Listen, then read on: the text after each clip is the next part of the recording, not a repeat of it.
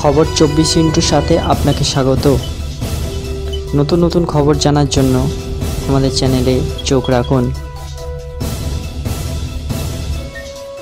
কানপুরে ভারত বাংলাদেশের দ্বিতীয় টেস্টে হাউসফুল গ্যালারি দেখা যাবে না। শুধু তাই নয়, ঋষভ পন্থের ছক্কা দেখে আনন্দে স্টেডিয়ামে লাফানোও যাবে না। অবাক হচ্ছেন নিশ্চয়ই। রোহিত শান্তদের দ্বিতীয় টেস্টের আগে হঠাৎ করে এলো সতর্কবার্তা। বাধ্য হয়ে কানপুর টেস্টের জন্য গ্রিন পার্ক স্টেডিয়ামের দর্শক সংখ্যা কমিয়ে দেওয়া হয়েছে। আসলে গ্রিন পার্ক স্টেডিয়ামের বেশ কিছু জায়গা এখনও বিপজ্জনক। উত্তরপ্রদেশ পাবলিক ওয়ার্কস ডিপার্টমেন্ট থেকে গ্রিন পার্কের ব্যালকনি সি স্ট্যান্ডকে বিপজ্জনক বলে চিহ্নিত করে সতর্কবার্তা দিয়েছে।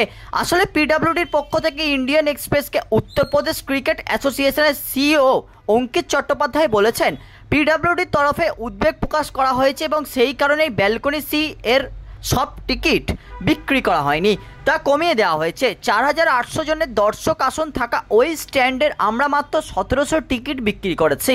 আগামী দিনে ওই স্ট্যান্ডটি মেরামতের কাজ চালু থাকবে। পিডব্লিউডির সঙ্গে যুক্ত এক ইঞ্জিনিয়ার গ্রিন পার্কের সি স্ট্যান্ড নিয়ে উদ্বেগ প্রকাশ করে বলেন যে ওই স্ট্যান্ড 50 জনেরও ভার বহন ক্ষমতা করতে পারবে না। ঋষভ পন্থ যদি একটা 6 মারেন আর সেই সময় একই সঙ্গে 50 জন যদি লাফিয়ে ওঠে, তাহলে ওই স্ট্যান্ড ভেঙে পড়তে পারে। স্টেডিয়ামের ওই অংশে মেরামতি খুবই প্রয়োজন। ব্যুরো রিপোর্ট, খবর 24/7।